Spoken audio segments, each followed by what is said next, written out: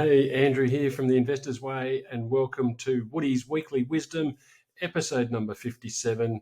And today we're talking about credit card fees. But before I do that, do me a huge favor. If you're watching on YouTube, click the little bell to get notified when these videos come out and hit the subscribe button. And if you're watching on Facebook or LinkedIn, leave us a comment, like the video, and share it amongst your friends so that more people get this information. So let's dive into it. Credit card fees. So I get asked all the time to comment on the rising cost of living.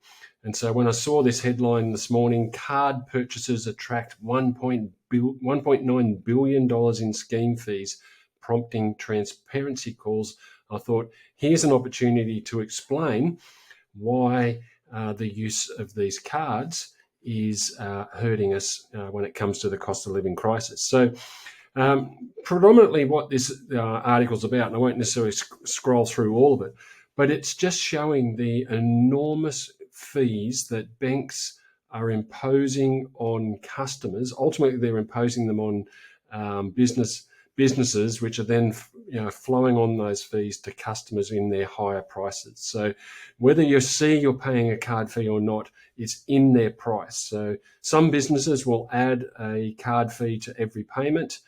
Others have already just incorporated it into their price, so it looks like they're not on charging you for that card fee, but they're there. Be aware they are there. $2 billion of fees, or $1.9 billion worth of these fees, purely for just the ability to use these cards. And basically, the cards, that is. And basically, this article, what it's getting at is that there's no regulation on these fees. And so there's nothing stopping the big companies like Mastercard, Visa, and Amex choosing whatever they want for these fees to be. And they're called scheme fees. And they basically are passed on to a business for the right to be able to offer card payment at the business. So obviously the business is incurring that cost, and then they're passing it on to you. And so if you're experiencing a bit of an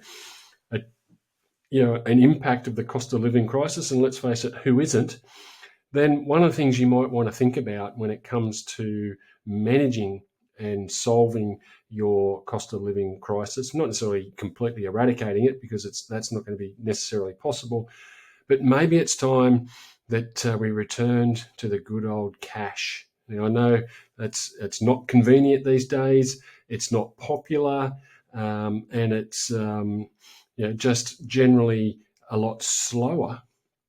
But the thing is, the more and more that we pay these credit card fees, the more they're chewing into our dollar. And a really good example of understanding the cost of these fees is, I heard this story explained earlier this year, where let's take $100. And if you go to a restaurant and you pay your bill with $100 worth of cash, then the restaurant gets to keep $100 in cash. And then if that restaurant goes and buys produce with its $100 and uses cash, then the next business gets to keep $100. So it's $100 each time it flows through as cash. But if you were to originally pay for your meal at your restaurant using card, whether they charge you a card fee at the time or not, let's assume that they haven't and they've built into their fees a card fee, they're going to pay the business, the bank or the credit card provider with a fee. So your $100, let's now say the fee is only $2, but that's now become $98. And now the restaurant goes and buys its produce with that money. Now they've only got $98 left from the $100 you paid them, and they use card to pay for that produce. So that $98 is now in the hands of the producer, is only $96 because they've paid a fee as well.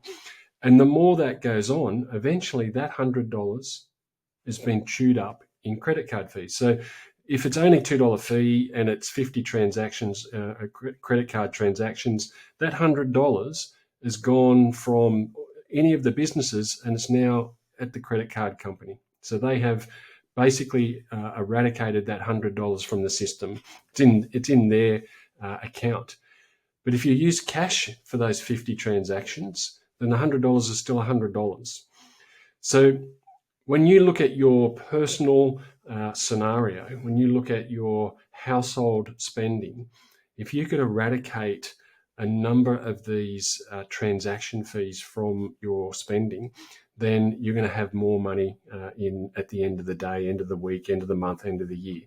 So it's not an instant solution because obviously these fees, sometimes they're hidden. But if you can avoid those fees, then certainly look to do that because it is quite expensive. And the crazy thing about it is you even to get the cash out of some banks and ATMs, you're paying a fee to do that. So you're almost forced to go inside the branch to get your money out to avoid paying a fee. So I'm not suggesting this is a convenient solution, but it's certainly one worth thinking about when it comes to saving on all those transactions. If you think about all the transactions you make every week or month, and if you're paying fees on a lot of those transactions, they're going to start adding up. So it's well worth thinking about. And this article, as I said, is really just looking at how these fees, because they're unregulated, they're getting larger and larger and larger. And so that's going to have a bigger impact on your ability to get your dollars to spread further and further. So, as I said, there's not a whole lot in this article other than the enormous amount of money that we consumers are spending for the privilege of being able to use credit, or even just using the tap and go and all those types of different conveniences that are costing us a huge amount of money. So think about that when it comes to your cost of living and what's going to happen over the long term to how you can rein in some of your costs. Like I said, it's not the holy grail when it comes to the cost of living, but it's just one more step we can take to improve the flow of funds through your monthly household money plan. So hopefully that was helpful. As I said at the beginning, let's spread this information. So leave a comment, comment, share, and let's spread this financial literacy education that we're putting out there and see if more people can take advantage of it. Have a great week. We'll see you again next week for another Woody's Weekly Wisdom. That's episode 57. See you next week. Cheers.